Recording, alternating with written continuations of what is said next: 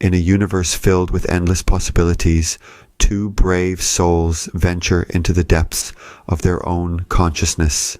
Meet Luciano Melo and Rastal, researchers daring enough to explore the mysterious realm of spiritual awakening and enlightenment.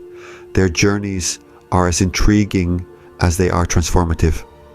Luciano experienced a profound cosmic consciousness realization, Rastal shifting into a witnessing consciousness through a dedicated practice, each experience a testament to the transformative power of surrender and the immense potential within us all. As we delve into the later stages of awakening, we encounter the challenges of articulating these deep shifts in awareness. Yet, these challenges only fuel the desire for further exploration. Stay tuned as we continue our journey into the unknown, unraveling the mysteries of consciousness, one enlightening conversation at a time. Welcome to the Endless Possibilities podcast, where the journey within truly begins. Hello and welcome to the Endless Possibilities podcast. My name is Gareth Duignam, and today I'm joined by two very special guests, Luciano Melo and Rastal. Hello guys, welcome to the show. Hey, thanks for having Hi, us. Gareth. Thank you for Yeah, inviting us. yeah, great. So I'm just going to give people a little bit of background on how I came across both of you guys. So the two of you are researchers in consciousness and awakening.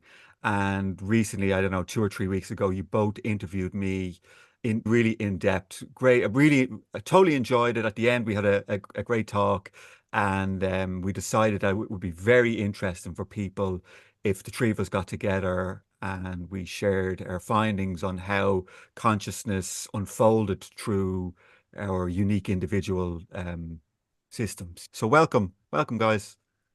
Thank you. Yeah, Good to good to see be you here. again. So we're going to have a great Likewise. conversation. So I guess, Luciano, I'll start with you and I'll just get you to give me a little bit of background on what got you to here and how your awakening unfolded, if that's Okay, okay. I'll try to be brief because it can be very convoluted, of course.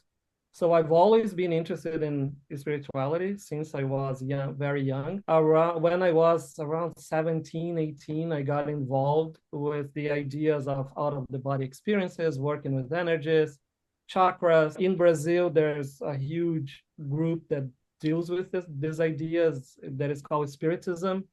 And later on, there was a new development that the idea was to research all of this in a more scientific way, let's say, that it's called conscientiology. So I was involved with this group which the idea is the research of consciousness, let's say. So what got me here is that in 2002, more or less, in November of 2002, I had an out-of-the-body experience that ended up being like a cosmic consciousness outside of my body. I didn't know anything about awakening, anything about, not even a lot about cosmic consciousness at the time. And I remember that changed my view of myself and the world completely. But the effects of that experience lasted like a month, more or less. I remember that for a month, I was not even able to watch TV because everything was an illusion for me. And I would think, for example, why I'm going to be watching a movie, which is an illusion inside of another illusion. Yeah. It was that way. But I had nobody had said to me, oh, maybe your experience is related to awakening. I had no idea. I had no background in any kind of Eastern philosophy. I had never read anything related to the topic. So I continue thinking that kind of experience would be only possible through an out-of-the-body experience. And then when I started to talk to other people about it, they started saying, no, this is really advanced. You shouldn't be talking about this because we don't really know for sure if you had it, because only like someone who's really evolved would have that kind of experience. And then I shut down and decided not to talk a lot about it for like 20 years. Wow. Yeah, it was a lot. Then I moved to the US because I'm from Brazil. I started a master's degree, a PhD, because I wanted to be a researcher. And then when I finally finished the PhD, I decided, okay, I'm gonna go back to that topic because that never left me, of course. That kind of realization that I had, that there was no time, no space, and I was everything, that had never left me. It was impossible to live, right? It to me, it was like my true self, let's say. I didn't have that language at the time, obviously. So I wanted, since I was a researcher, I wanted like something very scientific.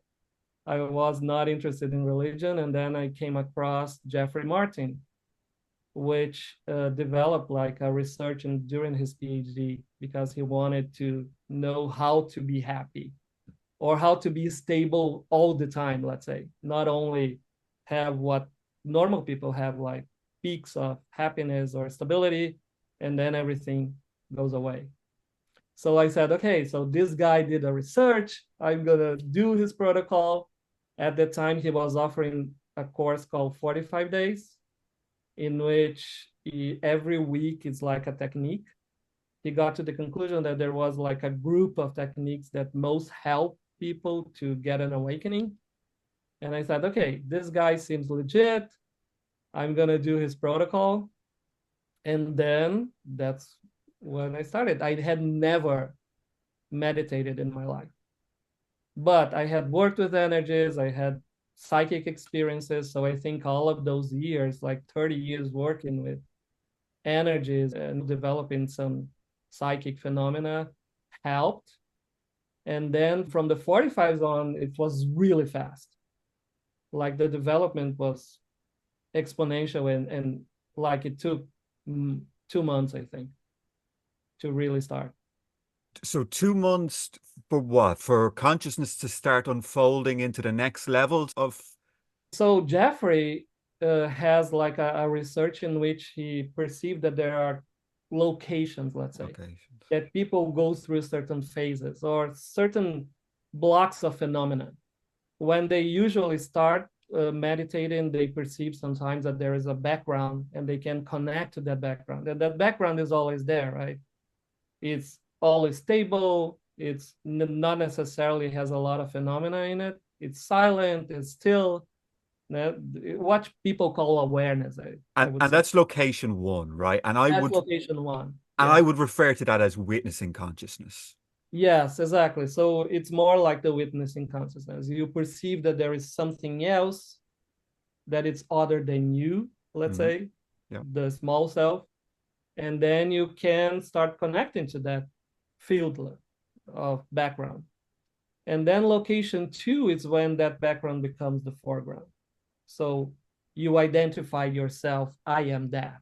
What you would call self-realization, I suppose. And Luciano, just let me just clarify something. That shift happened to you 20 years prior, right? So when I was outside of my body, first I was with like the astral body. The astral body. It looked like this.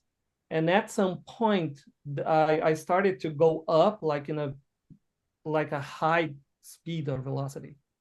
And then all of the astral body, it started to fade away. And from within, it was like a ball of light. And I was that ball of light. And when I was that ball of light, there was a moment in which that ball of light was everything. Like the universe was that ball of light.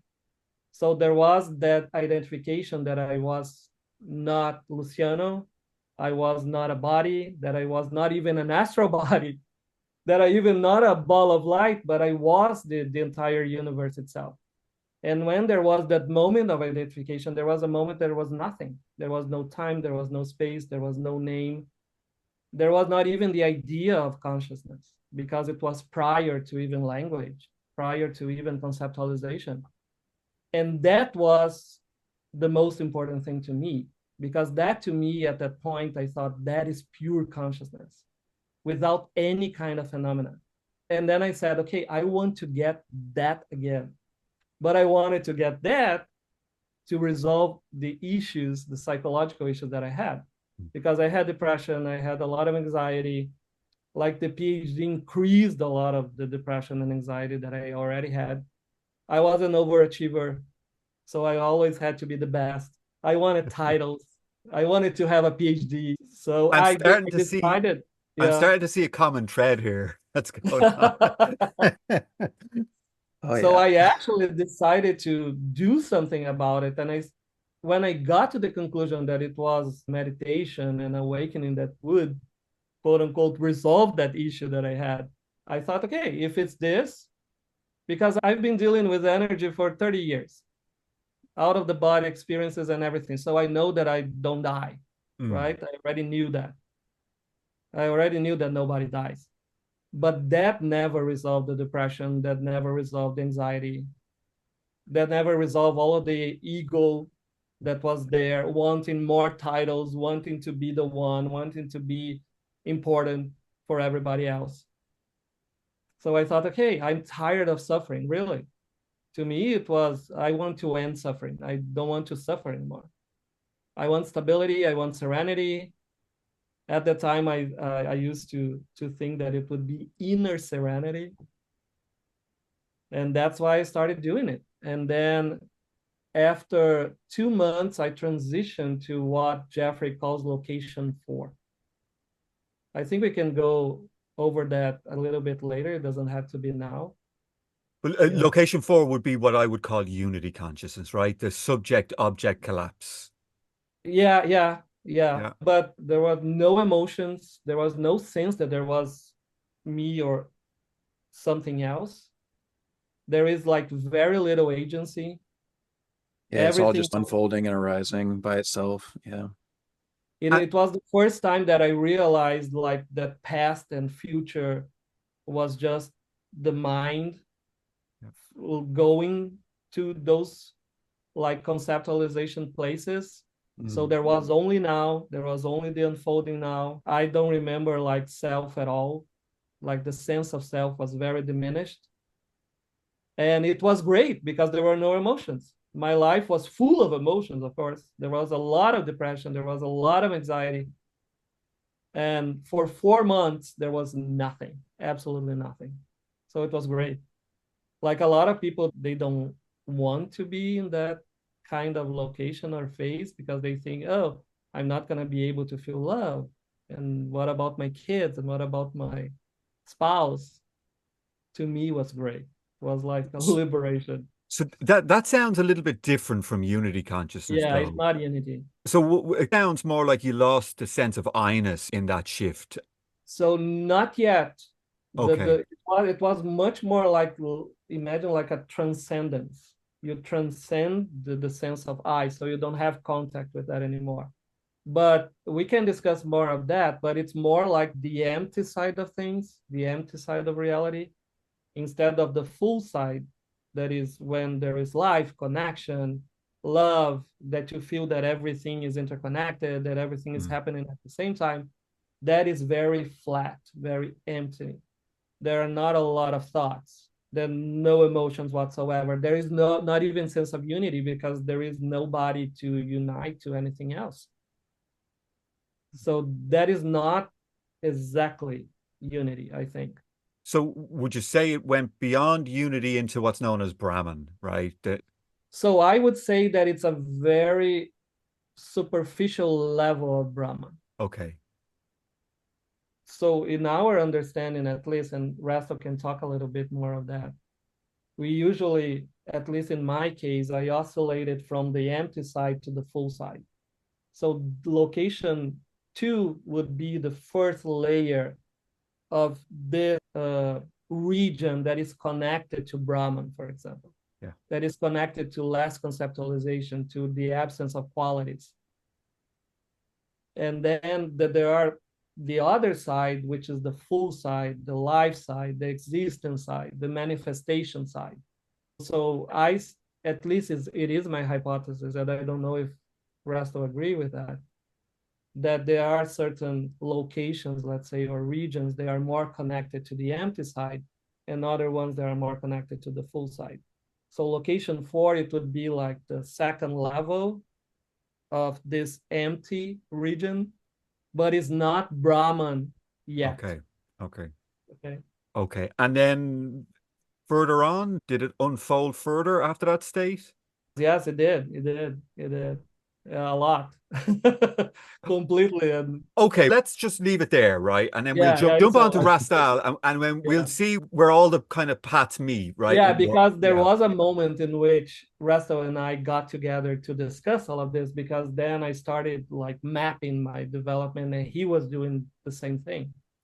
Yeah, and I just want to put a disclaimer in as well. If you like watching TV shows, that's all going to be ruined for you because you just don't have any satisfaction in watching movies or see. That's my and you when you mentioned that there, I it's just like I'll sit there and I go, you know what, it's going to be. I'm going to find something really good to watch, and I'll just go from series to series, and I'll just go. There's nothing there, right? It's just an illusion within an illusion, and there's no point in watching any of it because it's just more. Yeah, so that's something that will happen.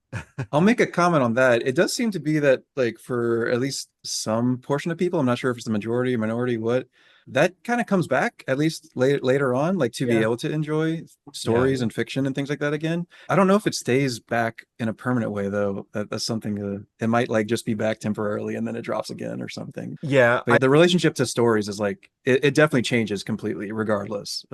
Yeah. yeah, it might like every now and again I might find something that I go, oh, this is really good, and I'll really enjoy it. But the rest of the time, it's like nothing. I just cannot find anything. Right. Yeah. So, Rastal, do you want to give us a little bit on your story and what got you to the same?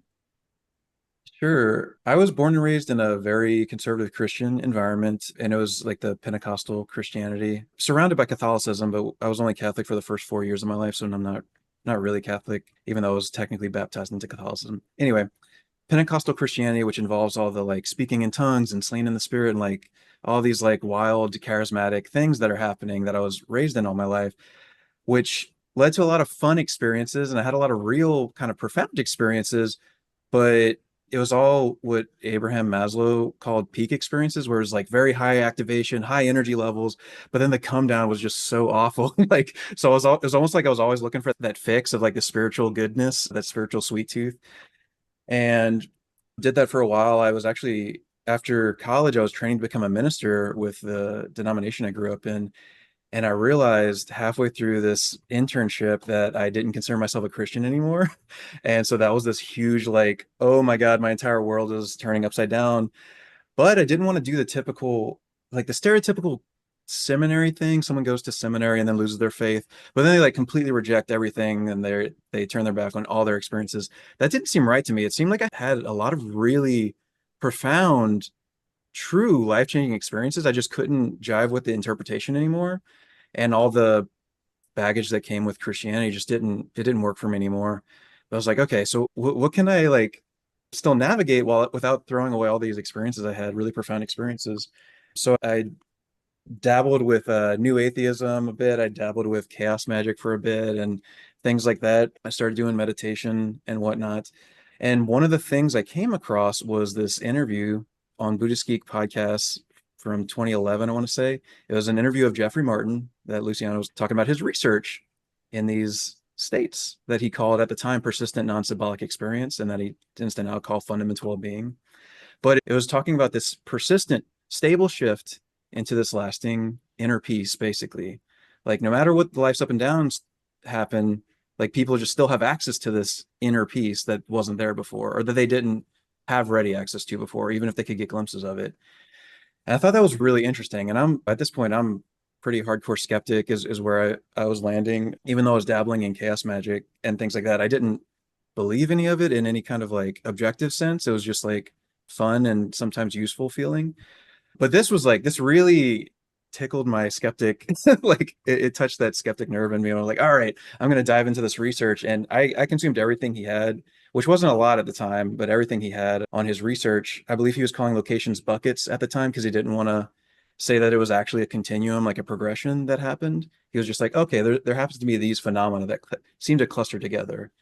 And just reading his research gave me glimpses of this like witnessing consciousness. Like I could tell like, oh wow, this is what's underneath everything, and it's always there. This is the truth, is what it felt like. And those glimpses would last from a few hours to a few days. It was never persistent. It was never like a shift into that as my permanent experience. And every time I would lose that taste of it. I could tell it was fading away. It was like a really sad moment. Like I was like, oh man, this was nice while it lasted. But also there was a part of me that knew like I could just trust that was there because it felt like the real truth is what it felt like. And that one day I would make my way back to it.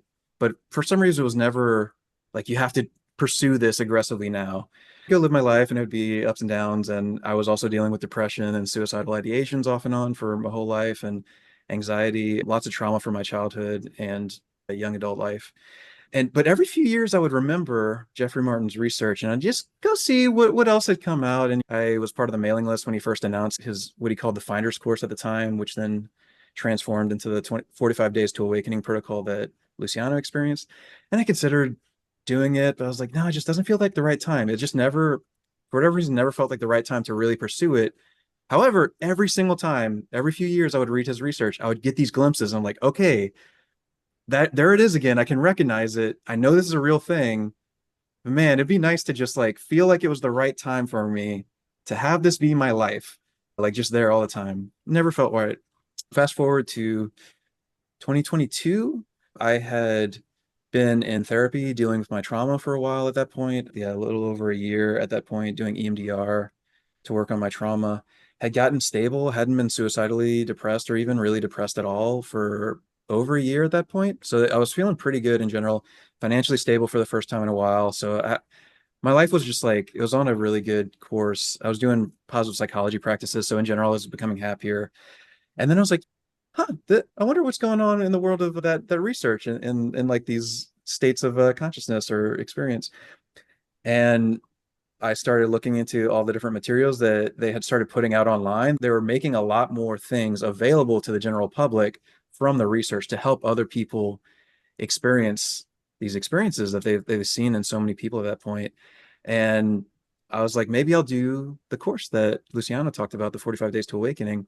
But then the more I dug in, the more I realized I could probably cobble together, like they had enough, like he gave like a talk at MIT or Stanford on meditation. And like, there was a free ebook that they had made available that like you put all these different resources together. And I was like, I think this is actually what they offer in the 45 Days protocol. So I might just like try to do this on my own. I made my own training protocol for it. That's something I do. Right. So I was like, Yeah. the way I looked at it, I was like, okay, if it's even a tenth of what he claims it is, right? Or what it sounds like it might be, to have this access to stable inner peace and this like shift in perspective that you can't get away from. It's just there all the time. That seems like that'll have like such good ramifications for the rest of my life that it's worth dedicating a good bit of time to. So I was like, okay, I'll commit to an hour a day for the next 6 months, like every single day, at least an hour. I'm going to commit to this. Even if it takes the full 6 months before I get some kind of stable shift, it's going to be worth it. So 3 days later, I had stably shifted into this like witnessing consciousness or whatever experience. And yeah, from there, it progressed pretty rapidly. Like I shifted further and further, way faster than I thought was possible. And then yeah, met Luciano, and we can go into more details from there. Okay, so the first shift into witnessing, how did that unfold? Was that a defining moment, or was it like a sliding, you slid into it, or? Oh no, that was like such a clear before and after for me, where I had like gotten those glimpses of it previously. And like, it was a pretty clear distinction each time. I was like, oh wow, it just took over. And then, okay, now it's gone. Or like, maybe it was a 5-minute like ramp up and cool down kind of thing, or come down. This one, so the basic protocol, and I think this is accurate to the 45 days thing, where you stick with one method for a week, and then if it's not working for you, you switch to another method, that kind of thing. So I was meditating with a single method for an hour every day. And just like he talks about, right at the 45-minute mark was when I would start to get a glimpse of the like witnessing consciousness. And the way his recommendation was, as soon as you get that glimpse of it and you can tell that there's something else there, stop the meditation and just focus on that and try to just like invite it into your experience more and more, and just like sit with it as long as you can. Like if you can sit with it for hours, great. If you can sit with it for 15 minutes, great. Like whatever it is to like bring it more and more into your awareness, to like let your consciousness and awareness know, hey, this is what we want to pay attention to now. This is what we want to actually be our experience. That's the idea of it. So for me, it was like every day around the 45-minute mark or so, I was starting to get glimpses, and I would just sit with it as long as I could. I would get glimpses here and there, between like just throughout the day, but it really wasn't much. I would try to sit with it, but I was working as a software engineer. So when you're in the middle of a meeting and you get a glimpse or something like that, it's just hard to maintain that when trying to listen to other people and design software systems. But yeah, by the third day, once I got the glimpse, it just never left. And then I woke up the next day and it was still there. And like, it felt like something was qualitatively different than my glimpses before at that point. And yeah. Okay. So Yeah. I'm interested, like, because what you're describing sounds more like self-realization to me Oh, than sure. Yeah, to Yeah, me as well, I was trying to yeah. use the terminology, but I'm not familiar with it, so my It's bad. almost like location 2 to me. Yeah. location two, Oh right? no, location 2 was very different to me. Yeah. Because like, yeah, this was a location 1 experience for me. I remember what location 2 felt like, and it was like, Okay, because yeah, so if I yeah, can, go for it. bring it back to prior to the witnessing or the location 1, did you Yeah. fully identify as the mind, the body, the feelings? This is me. I'm an individual from everybody else, and like from my, because I'm just trying to piece it together, right, from how it happened Yeah. for me, because mine was very similar to Luciano, right? I started having out of body experiences, all the psychic phenomena, and nothing changed. My quality of Yeah. consciousness didn't evolve. There was no like, there was still it was very much ego based Even practice. though you know that you don't buy Yes, anymore, but there's nothing. all of the rest, the psychological baggage is still there, It's right? still there, right? You're still bogged down in it. You get triggered. People say things for you. Because I remember someone would come in and they'd say something that was hurtful, and I'd feel it like a knife sticking in my chest. Mhm. Like, what is that, right? But I started witnessing a couple of years later. I started reading books from Eckhart Tolle, right? And practicing the power of now. And I was like, even though I had all the mystical stuff and the out of body stuff, I overlooked that just sitting in the present moment opened up a portal of awareness I just didn't have access to. And all of a sudden, I'm like, oh, wow, everything is just so much clearer, so much better. Everything is flowing, right? So that's what I would call witnessing. It feels like it's in behind the back of the head, looking in, looking out through your eyes, watching your hands as they work on the computer, but there's still identification with the ego.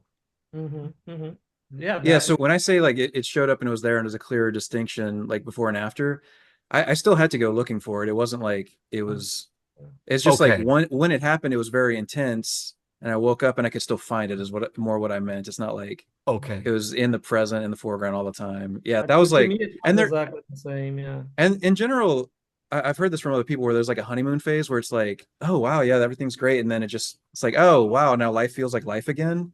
There was a bit of that happening as well, where probably for a couple days it actually felt pretty incredible for the most part, like on a high. But yeah, it was pretty quickly to where just life felt normal again, and I could go looking for it and find it, right? Like I was like, oh okay, as long as I pull away from stuff and sit, there it is. It's just right there. But man, yeah, life definitely still felt like life, even though there was a clear before and after. I just couldn't find that before. Like, and I knew where it was. I knew how to go looking for it because I had gotten those glimpses. It just literally was not accessible to me. And this changed that. Yeah. So for me, it's like walking on a tightrope. It's like you can practice it, right? You can stay on it. You're balancing, but it's taking effort to stay on that in that groove Oh, yeah, yeah. of In the beginning, witnessing. there's a lot of effort. Yeah. Oh, But 100%. then but I agree with him. Like right in the beginning, on the first day, I noticed, oh my goodness, there is this background, and I can connect to it Yeah. if I want to. But of course, it would be easier to connect in the moments of meditation, Right. not Yes. while I was watching TV or cooking or going to the market. That would be hard. Yeah. But it Yeah. started to be easier and easier and easier until that comes forward, right? Yeah. So in what we call witnessing, right? You're no longer in ignorance, but the identification with the ego hasn't happened yet, right? Yeah.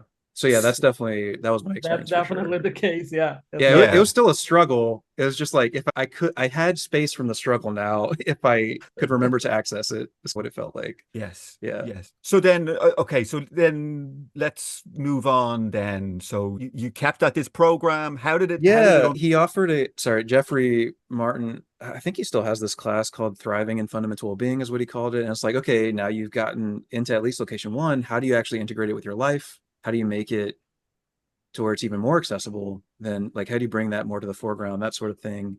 How does it impact your relationships and your job and how you want to live your life in general and your ethics and all these sorts of things? Actually a really great program. The second or third week of the course, though, he introduced a technique called time for fundamental well-being, where you set a random timer to try to bring this, like interrupt your day-to-day activities. I did it to remind well, you. Yeah, to remind you to like, okay, I'm brushing my teeth. Boom, my timer goes off. Oh, yeah, can I brush my teeth from this place of like stillness that I have access to now? Things like that. So that was a huge help for me because it got me better at getting access to that, to where I wasn't just swept away in the day-to-day life. And it was there as an option that I would just forget about all the time. Like, no, this forced me to remember that option was there. And so I got better at getting access to that. So that was a huge thing, like literally practicing, accessing it, bringing more to the fore. The other thing was that I kept studying his research on the locations. I was like, okay, I'm pretty sure I'm at location one because there's all this mental activity and there's like no space between me and my emotions. There's no space between me and my thoughts. Like it's just there. That's all there is. Like I don't even know what space from that would even mean. Like that doesn't make sense to me. So I started trying to see just, I was experimenting with different techniques that I was trying to come up with. Like, how might I get access to these other things that he's describing? Like, could I maybe focus on specific qualities or there and things like that? And every now and then I'd stumble across a thing I would do internally that felt like I was getting movement in the direction further along. And You were getting glimpses of further states. Is that what you're describing? It is almost, yeah, sometimes we get glimpses, but almost like it almost literally felt like I was gradually digging a tunnel to the next state, even if I couldn't tell, even if I wasn't getting glimpses of it, it just felt like it was the right direction. I just had this sense that like, oh, if I like carve a spoon through this rock wall, eventually I'll pop out on the other side and I'll be free or something. I don't know. It's something like that. Like Shawshank Redemption is the metaphor that's coming to mind. But yeah, it just, for some reason, I had some sense that like digging in this direction, it feels like there's movement and I think I will pop out on the other side. I can't tell you exactly why I was confident that would happen. But then after doing that, yes, it was giving me more and more glimpses until like, whoop, then it would flip. I think looking back, it flipped into like, oh, wow, now I feel connected to everything and there's love and things like that. Still, my normal life was mostly where I was operating from, but like this sense of connection and that if I lean into any feeling of emotion, it just turns into love and things like that, like, which is all very location 3 things from the Martin Matrix perspective, like his mapping of the progression. I was like, okay, this seems like I actually did push further. This is a qualitatively different experience than the location 1 thing that I was experiencing, where I was like super identified with the mind. It's like emotions are arising and I can see them arising, which means there's some distance to it. And then like I lean into it, literally every emotion, even if it was anger or like jealousy, it would just turn into like love, joy, compassion, like this weird, like when I first experienced it, I was like, this is the most hippie thing I've ever heard in my life. Like, this is such hippie bullshit, but also it's true. Like, it is absolutely really happening to me. I just couldn't believe it. Like, all right, this is a real thing. And this is definitely a different experience. And honestly, that was actually my goal. Reading his descriptions of location 3, I was like, love, like it just being universal love, connectedness. That sounds like what I want. Like, I just want that all the time. So I was prepared to spend decades of my life doing that. It only took me a couple weeks to where I didn't even believe I was really experiencing it. Cause like, there's no way, like I was just planning on taking years. So I kept pushing further thinking I wasn't there yet. And then I got into where like what Luciano talks about, where agency drops away and emotions drops away. Location 4 in the Fetters model, they call it stream entry. I think it lines up with that. Yeah. Do you want to just briefly describe agency falls away? Do you want to just tell people what that is? Yeah. So I tend to not use the word agency when I'm working with people because it plays like a lot of baggage there and like people have different understandings of it. Yeah. But for me, the key differentiator is, did it feel like I was making the decisions or did it feel like the decisions were just making themselves? Okay. So non-doership. Yeah, exactly. Non-doership is a great way to put it, actually. Yeah, the agent is not there. Yeah. Okay. Yeah, exactly. So like for most people, there seems to be a shift that happens. And I've observed this in a lot of people at this point, like working with them to push them further, where before, like from location 3, it's like, oh, I can see myself coming up with the words to answer your questions. And then I say those words. And then they get into location 4 and it's like, oh yeah, these words are just happening. And sometimes I'm actually surprised by the answers that are coming out of my mouth because I can't see them forming. Like everything's just unfolding, including your own actions. So that's what I meant by that. And then I got to a point where I was like, do I have emotions? Like, I think I remember what emotions feel like and like what they felt like. And oh yeah, happiness is just when the heart, like the chest kind of has this opening and a raise in the back of the neck. That's what happiness is, right? But like no one understood what I was talking about when I would try to explain my experience of happiness. Because like Rastal, that's not like happiness is just being happy. What are you talking about? So this is very like objective experience of emotions where I didn't feel them subjectively anymore. And when I had heard people talk about losing, like they weren't doing anymore, right? Like the decisions were just unfolding. That scared, like the thought of that scared me so much. But then when I actually experienced it, I was like, oh my God, like this is actually incredible. Like what? Like this feels great. So I got a taste of it and oh man, it was all downhill from there. It just kept pushing and pushing. Yeah. It's a big one that I come across. People have this idea of what that's going to be like, and it scares them a little bit. And they're like, "Oh, I don't want to lose control." And like, but like, it's the best feeling in the world. It's just like, I just pretty because you awesome. give it never over had to it. You just think you do. yeah, exactly, right? It's just like everything is just happening, and all Right. you have to do is just turn up, right? You just Right. turn up Yeah, each day. exactly. That's it. Yeah, exactly. It was so liberating. It's the Brahman experience, what we call non-existence. Like I at this point, I always tell people, whatever idea you have about it is the wrong idea. Like Yeah, there's just the no wrong way idea. until you taste it and actually experience it for yourself, you can't have a real conception of that because like you have no reference point. It's like an absence of reference points, if anything, is part of the problem. So yeah, it's pretty incredible once you actually get it. And it's like, oh man, I can't. This is what it's like. This is what people are talking about. I'm gonna go as deep as I can with this now. Is how my reaction to it. Yeah. Yeah, it's funny that for me it was a little bit different because I was super happy, quote unquote, because I couldn't feel happiness at all. Right. I was in location 4 for 4 months. And it was great because my life was depression and anxiety, and there was zero depression and anxiety, zero. So in that period of time, I even stopped taking medication. I went to the psychiatrist and I said, I don't think I need it again because everything is fine in my life. There's no reactivity. I didn't tell him, of course, that I had no sense of agency or anything like that. I didn't tell. Or I said, I'm doing meditation, everything is fine. And then, okay, she said, yeah, so I think you try to taper down and then stop for a while and see how you go. And depression never, ever came back, ever, from that point on. Okay. But go on. Sorry, after Lucian. 4 months, emotions started to come back in a completely disarray. You couldn't keep them pushed down, right? They just came bubbling up. Right. So I would wake up like in fear. I never had fear at all during this process. Of course, it was a very fast process for me, but I never thought about no self. I never thought about fear. I never thought about fear of annihilation or anything like that. And suddenly I would wake up in the morning with already like a sense of terror that something would happen, or super anxious. Out of the blue, there was nothing in my life that was happening related to that anxiety. I'm glad I had contact with Angelo Di Lulu at the time because I thought, okay, I lost my awakening completely. I have to wake up again, I thought. And then I thought maybe I never had awakening in the first place. It was just like, I don't know, like a phase, like a pre-awakening. And I thought, oh my goodness, I cannot believe I have to awaken again. And then Angelo was giving a talk to the POK community, which is a community of people, right, who are in this process of awakening or had gone through 45 days or finders or related to Jeffrey Martin. And then I thought, oh my goodness, okay, I'm going to ask him what's going on with me. And then he said, Luciano, you just have 4 months of honeymoon phase. Now it's time for shadow work. Yeah. And I thought, okay, what is shadow work? I had no idea. And I thought, you just have to let this happen, right? Connect to awareness or whatever you want to call it, and just let the emotions be. And I thought, okay, I'm going to do that. I don't know if it's going to work. But that to me was a huge gateway to the next phase.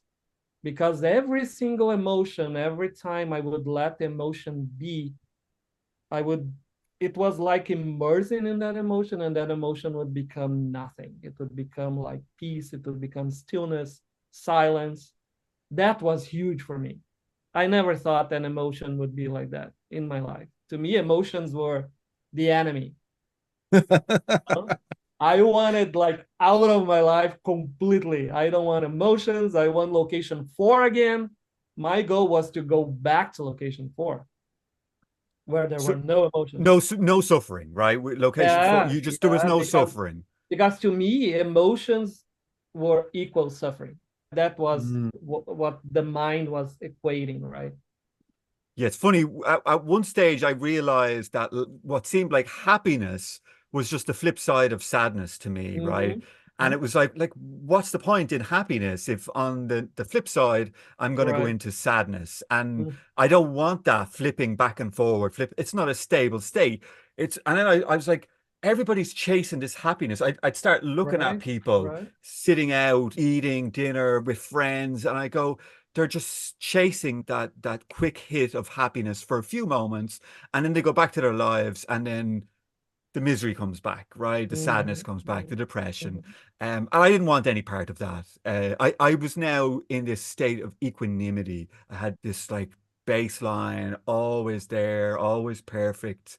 Yeah. One thing I just want to... At this time, Jeffrey was already using the term fundamental well-being. Fundamental well-being. And that was what I wanted. I want this fundamental well-being, that whatever is going on in my life, that wouldn't be affected, that it's never affected, right? Yeah. So I already had a little bit an idea that even being in location 4, that there was something that it's always stable, no matter what. But of course, it was still separate from me. Okay, so can I let's just come back a little bit, right? And there seems to be a common thread with a lot of people, their awakenings, right? There seems to be a sort of a prelude of depression. I call it dejection. It's like just cannot find lasting happiness. I don't fit in. I feel like an alien. Everybody else is having a great time. There's something wrong here. And that seems to be a lot of people I talk to, that seems to happen, or else they get a mysterious illness that kind of comes along and starts stripping them of their ego, right? So they go through that dejection, there's like a period of depression, maybe anxiety. They shift into location 1, location 2, everything seems to get better for a while, right? For a period of time. And then they get to what you call location 4, and I would say unity consciousness. And it seems that the part of the ego, right, that's keeping all the emotions and the traumas pushed down, right?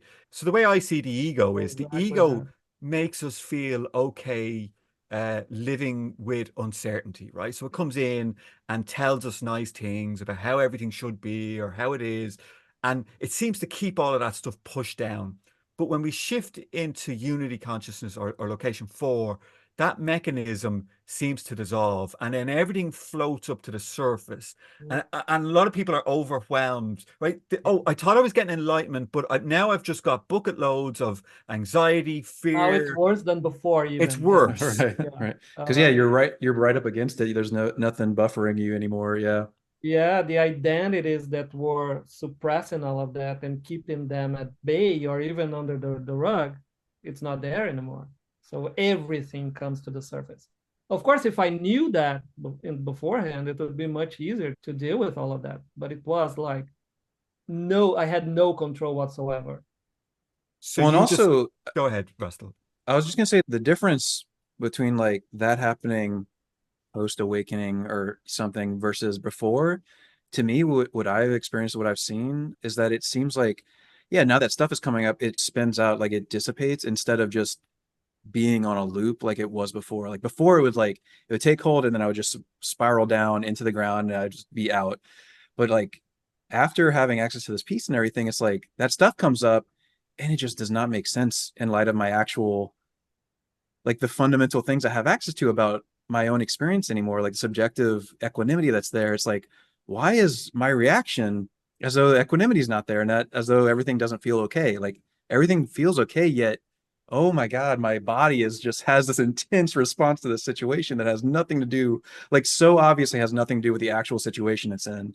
So it like spirals out a lot easier. I mean, it still is very unpleasant. I'm like, don't, I definitely would not be dismissive of the experiences, but that's the benefit of it coming back up once there's no filters. It's like, oh yeah, it can actually work itself out now. Yeah, but I still had a lot of identification with those things because it was like, oh my goodness, now the sun is out, the clouds are back, and the identification with the clouds are happening again. Yeah, Because that's fair. I had no background to understand, no framework at all. I never had heard about the idea that would be this honeymoon phase, and usually what comes afterward is really all the stuff that is suppressed is going to come to the surface. Right. So when Angelo gave me that, and he said, man, you had an awakening, so forget about it. You don't need a new one. You already had it. Now it's another phase.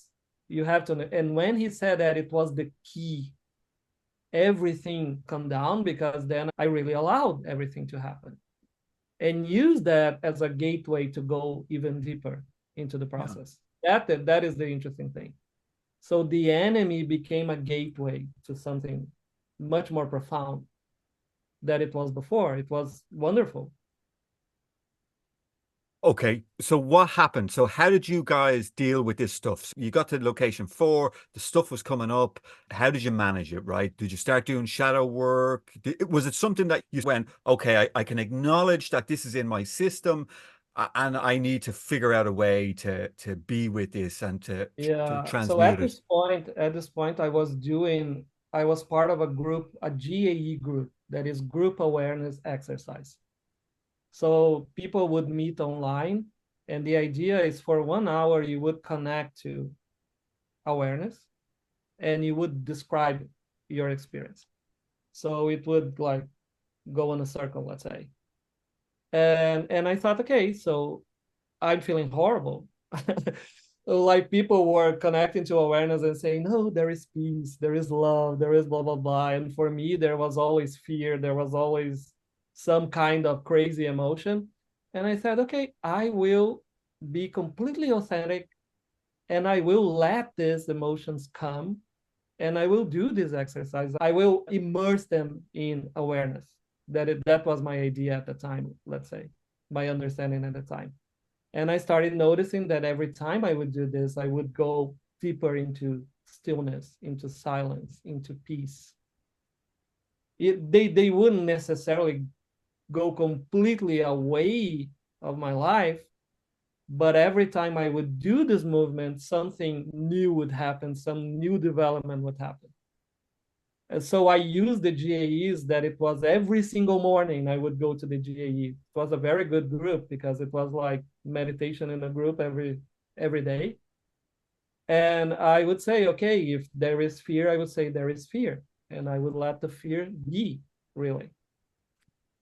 Until that I decided to go to an online retreat. For the first time, it was like my first retreat. It was during the pandemic in the beginning of 2022. It was an Angelo de Lulu's retreat.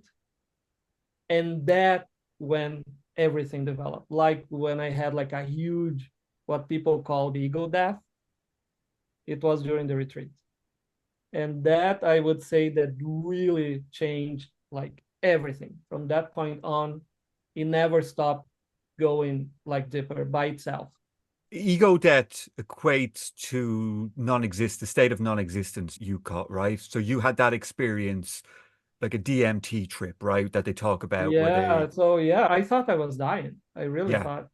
Yeah. Because I had heard about ego death, and I had heard that some people go through this process of feeling that they are dying. But I always thought that it was metaphoric in a way. I never thought it would be the way it was. I really felt, okay, I'm going to die. There's nothing I can do about it. I felt that the void was swallowing me, or I've fallen into an abyss. There was nothing left. There was no I to do anything, to hold on to anything. All the beliefs that I had about anything, they were not there. And I thought, I cannot even tell my husband, I have a partner, about any of this, because he's going to say what you're doing with yourself, right? And I said, okay, what I'm going to do? And it was like during the retreat, there was a 2-hour lunch hiatus. It was when it happened. And I thought, there's nothing else. I'm going to lay down in bed and I'm going to die. Okay, that's it. That's the end.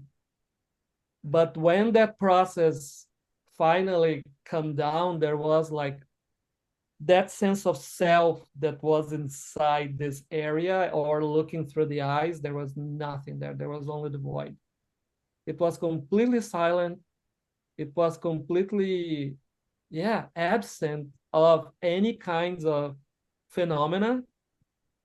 And I got up from bed and said, oh my goodness, there's nothing inside anymore. What happened to that thing that was here?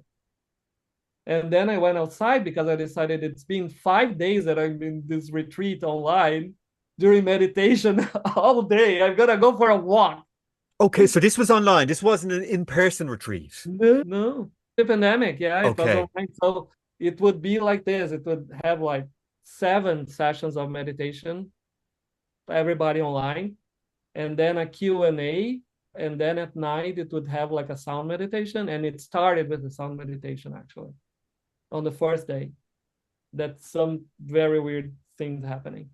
But when I went outside, it's indescribable. It was like pure love pouring out of the universe. Everything was glowing.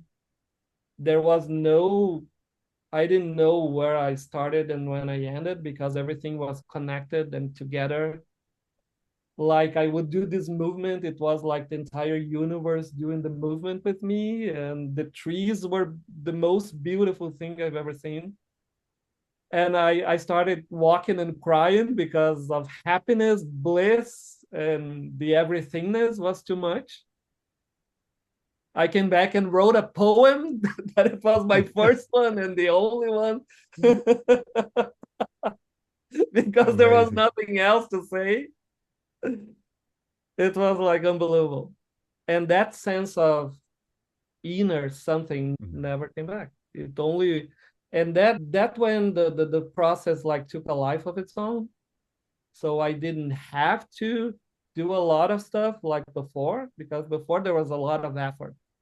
Even though like, oh, I need to see it with this emotion and let the emotion be. So there was a process of doership without wanting to do a lot of stuff. But from that moment on, everything started to progress by itself. Surrender, baby. Okay. Oh, yes, exactly. So I was in contact with a spiritual teacher called Leslie Schuyler. And she gave me a PDF that it had a question like this: have you ever got your hands out of the steering wheel of the car? And I said, I never did that. I always wanted to control all of the elements in every single second of my life. And then it was a PDF about surrender. And then there was a mantra that it was like this, like the Jesus words. It was like, thy will be done.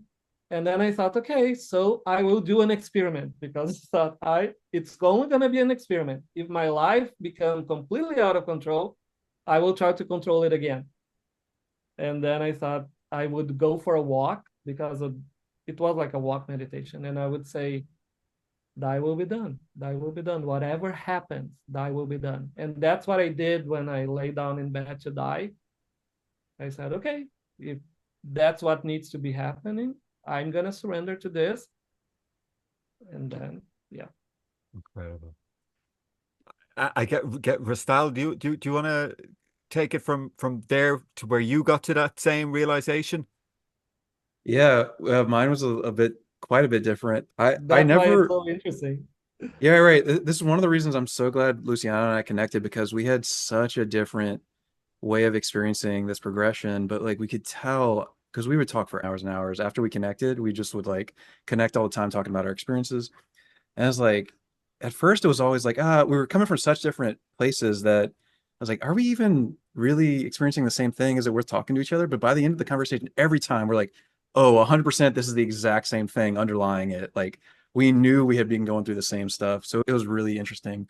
So for me, I had gotten to that point of location 4, the non-doership. However, I was doing what Jeffrey calls fluidity. Like I was teaching myself to go back and forth between that and earlier experiences because I didn't want to operate from this place of non-doership. I wanted to still have access to a range of emotions.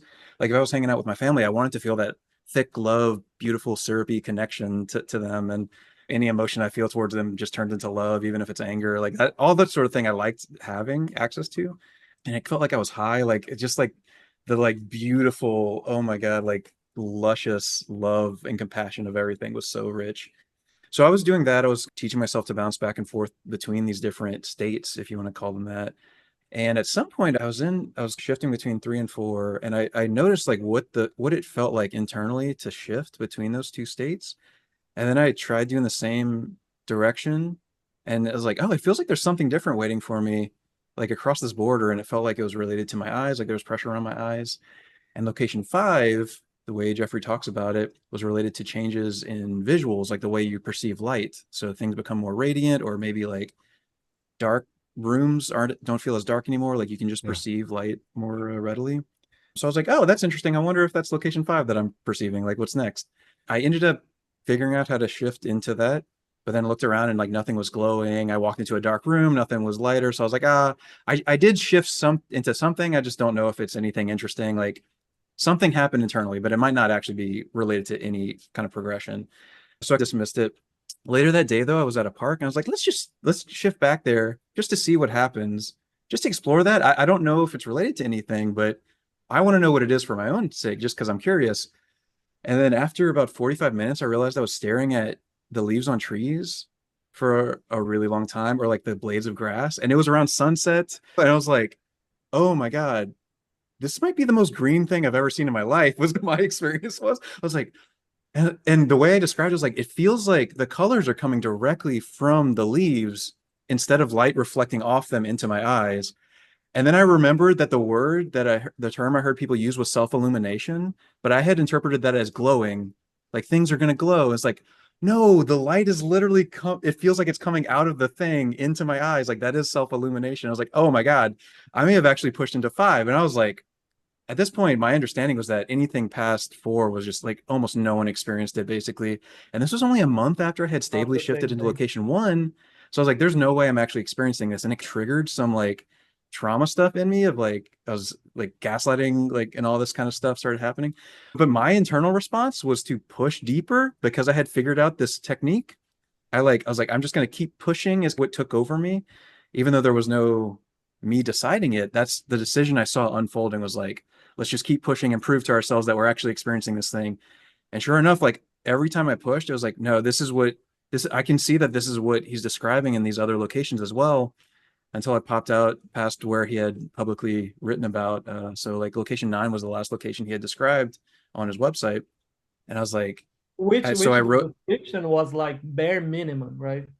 There was not a lot. It was bare minimum, the description on his website. Yeah, there was nothing there, but I could tell. I was just like, man, this is so in line with like, it just, I knew that this is what people were talking about. Like there's a description of the universe looking out of your eyes at location 8.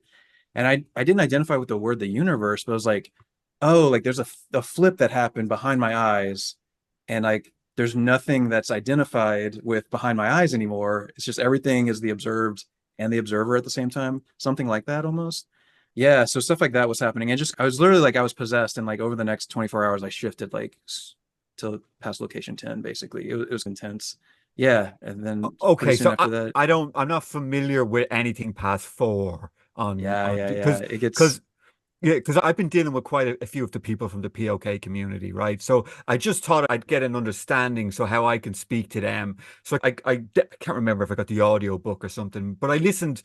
And I was like, okay, location 1 sounds like witnessing. Location 2 is self-realization.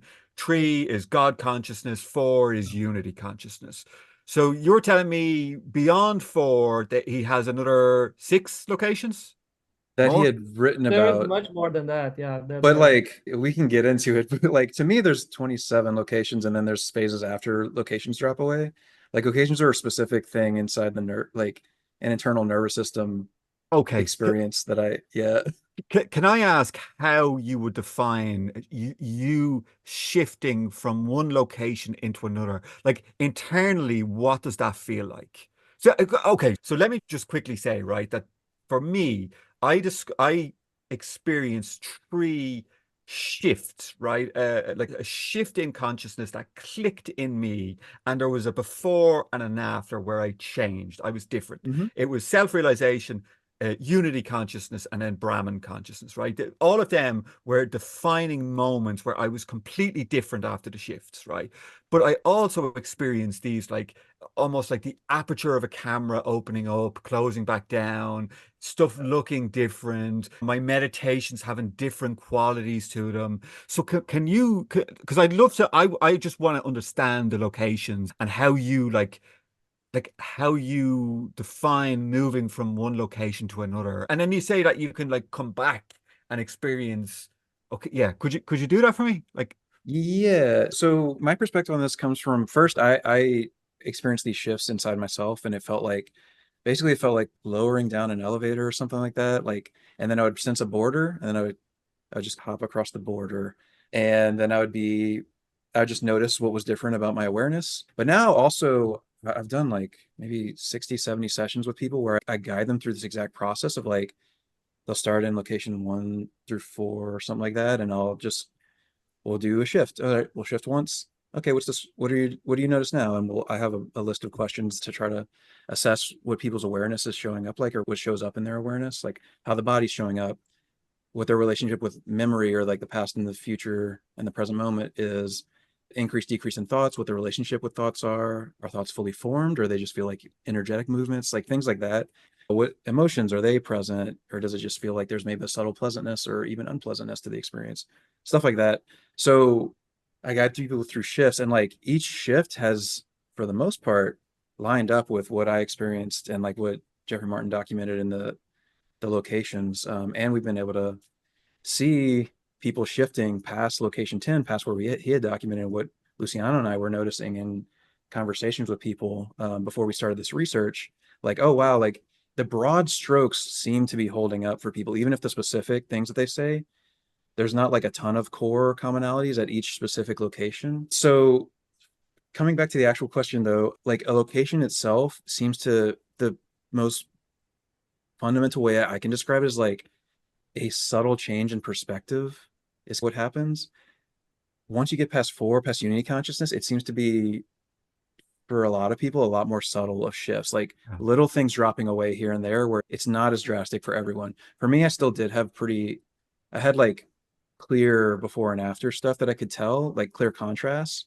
But a lot of people, even when I'm working with them and they can hear their answers before and after a shift, they still go, is anything really happening? Like, and they don't know, like, because it's so subtle, it's just not as dramatic as people expect when they hear a description of like, oh, suddenly the past and future fell away for me, or like, oh, and now like the past and future feel arbitrary and they could be mixed up and jumbled together with the present moment, like that sort of thing. In the moment, it feels subtle, but when you hear it before you've experienced it, it sounds so dramatic. So yeah, but the locations are specifically like these subtle shifts in like the baseline of perception, cognition, memory, how the body shows okay, up. Yeah. okay, but regardless, let me add just yeah, something, sure. Please do, Luciano. even Rastal and myself, we have like different terminology, but regardless, like cluster of locations, they form regions. So it's not necessarily, for example, that so you went only through 3 locations or 4 locations. Not necessarily. It means that in that region that you call unity consciousness, or in that region that you call Brahman, there are sub locations or sub regions that you go through. And some people, they notice more and some people notice less. We were talking to David Buckland, and he talks about how for him para Brahman has 7 phases, 7 sub phases. One of the hypotheses that we have is that people who say, for example, oh, So I spent 3 years in unity consciousness or Brahman or whatever. What is that their terminology? It doesn't mean necessarily that there wasn't any sub shifts along that big process.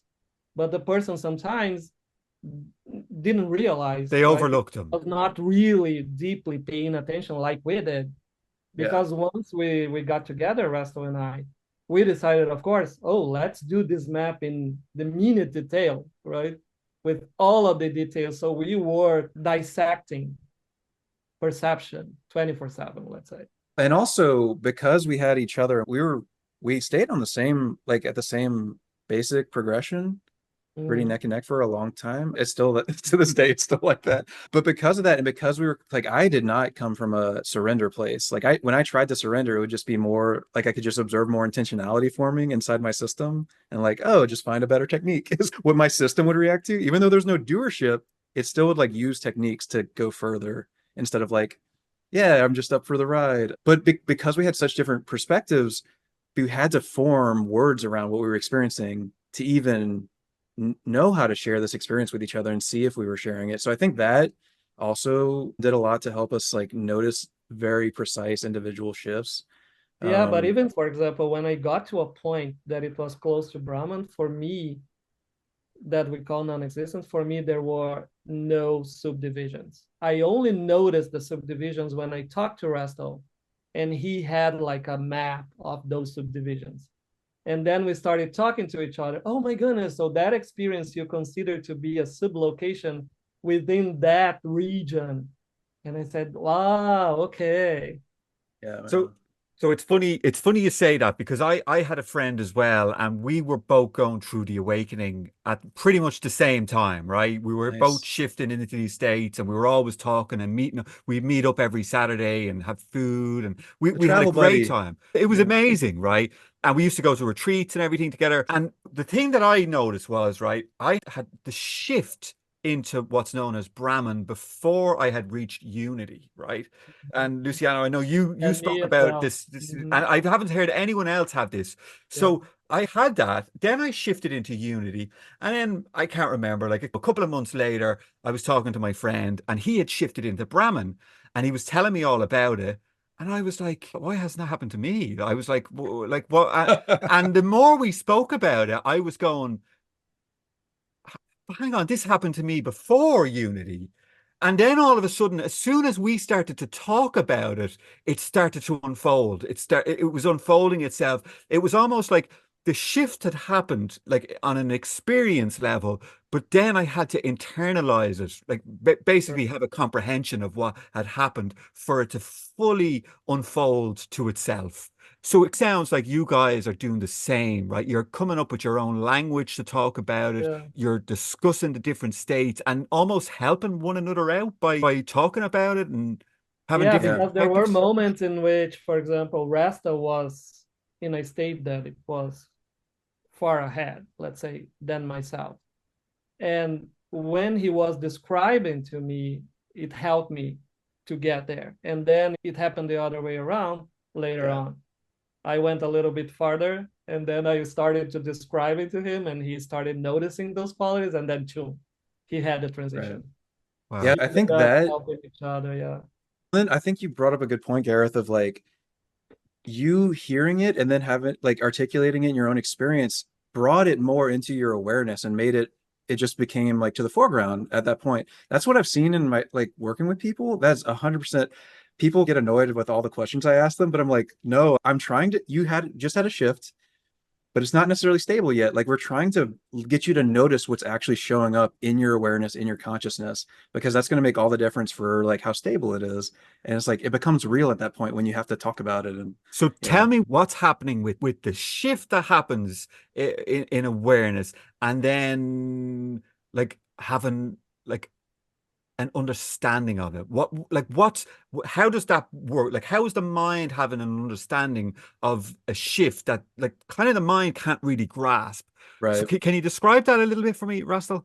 Yeah, so this is actually a theory that like Jeffrey Martin and Anna Meek, one of his researchers, had talked about, where once you get into unity consciousness, they talk about this journaling technique that they noticed a lot of people who were making a lot of progress seem to use, where they sit with their awareness and they try to like capture it in thought, like in words, what they're experiencing. And it seemed to, because you're not run by the mind anymore at that point, it seems to like integrate it more into your entire being, something like that. And I never did like a ton of journaling. I know Luciano took a lot more I detailed didn't notes know. than I I did did. none. But I like after a shift, I would do like 2 or 3 words, maybe. It was not much at Yeah. all. On my But then phone. Luciano would For the pages, I would do yeah. in my notes on the phone. Yeah. Luciano with hundreds of pages. Is that what you said? Yeah, no, that wasn't Yeah. me. No, me neither. But what I That's did my do was researcher ego, yeah. you're right. What I did do instead was talk to Luciano a lot about it, like Yeah. either over Telegram or like just having video chats with each other. So regardless, I was still wrapping words around my experience and trying to explain it, right? It wasn't so like that was a mental thing. And also with us, it was a social thing, which I think is actually amps it up even more, that it makes it a real experience.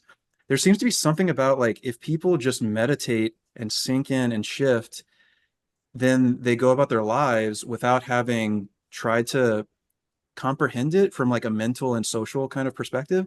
It's almost like the mind can file it away as like, oh, that was a meditation experience. Whereas if you're forced to actually try to explain it to someone else, this is all theoretical, by the way. I have no proof that this is the real thing. But if you're forced to try to explain it to someone else, then that like it makes it to where, oh, now I'm having to be functional from this place. So this is a real thing I'm experiencing. I don't know, it just makes it seem like it stabilizes it and settles it and brings more of it into your awareness. Because Yeah, maybe someone's not going to notice. Right? It integrates more. Yeah. Right. And then like, so let's say at a certain point, like very clearly, past and future just really drop away for people. Like it's just not, you go to access a memory and you're like, why would I go through the effort of trying to remember details of the lunch I had? Like that kind of thing is just, it disappears for most people. Like that's a very common thing. But unless someone points that out to you, not everyone's going to notice that. And like, if before you were saying, oh yeah, I can easily access the details of my memories, then after a shift, if you're not knowing to look at that, you might think nothing changed, which is very common because the shift feels so subtle moment to moment. Then I go, okay, let's pull up a memory, your lunch you had earlier or maybe yesterday, and how easy to get the details. And people go, oh my God, why can't I get the details of that anymore? Why does it feel far away? Or like things like that. Like people really don't. So like it just brings more of that into their awareness to make it real for them. That's what I've seen, at least in people. It's been cool to witness. Yeah. So David Buckland would talk about like having a comprehension, talking about it, discussing the different states and levels to refine perception, to really get to know it. Yeah, because it's not about a theoretical understanding, right? Like I'm literally just trying to get people into their own experience and like, hey, look at what you're experiencing in your own words. Like this is not me making it up for you. This is you talking about this. And Yeah. Rastal, you've come up with a method, right? You've come up with a way of like what do you call it? Like a pointing or a to help people shift, I call it deepening is the technique. So we do like deepening sessions with people that are like 90 minutes where we shift them 2 or 3 times, sometimes 4 times, and then just see where they end up after each shift and then progress from there. So people have been making really interesting progress, really fast progress through it. It's been pretty cool. And do they usually have to have gone through an awakening first, or is it something you can do with just spiritual seekers? So that's something that's being explored right now. My assumption was that people had to have been in at least location 1, like the witnessing, just so that they have access to something that you can like then use as a baseline to shift through. However, we have someone who's experimenting with people who he's pretty sure are not in fundamental being or an awakening experience yet. And it sounds like it's helping them get an awakening experience. I haven't witnessed these sessions, so I don't know really what's going on. And it's a very interesting topic to me because I assumed we would have to find a completely different technique to get people who are spiritual seekers just to have an initial awakening or something. But I don't know. We're going to be diving into that some more, so we'll see.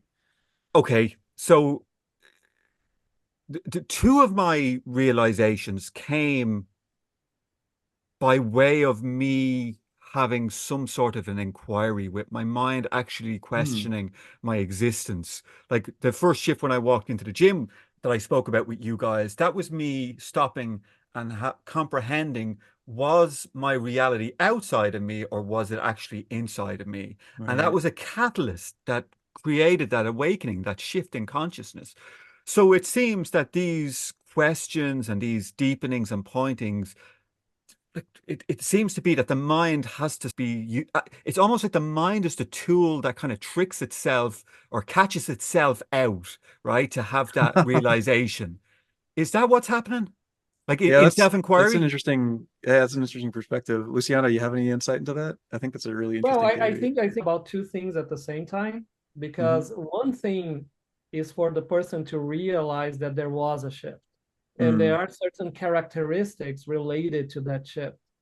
For example, one of the shifts we had, Rastal and I, we were discussing, and then I asked him, "Oh, try to remember yesterday."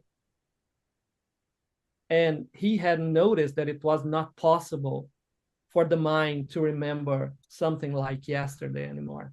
So that is something, the shift already happened, and then you need to realize what are the characteristics related to that phase or that shift. The other thing is to say, okay, use the information that I'm giving to you now and use it to do the shift, right?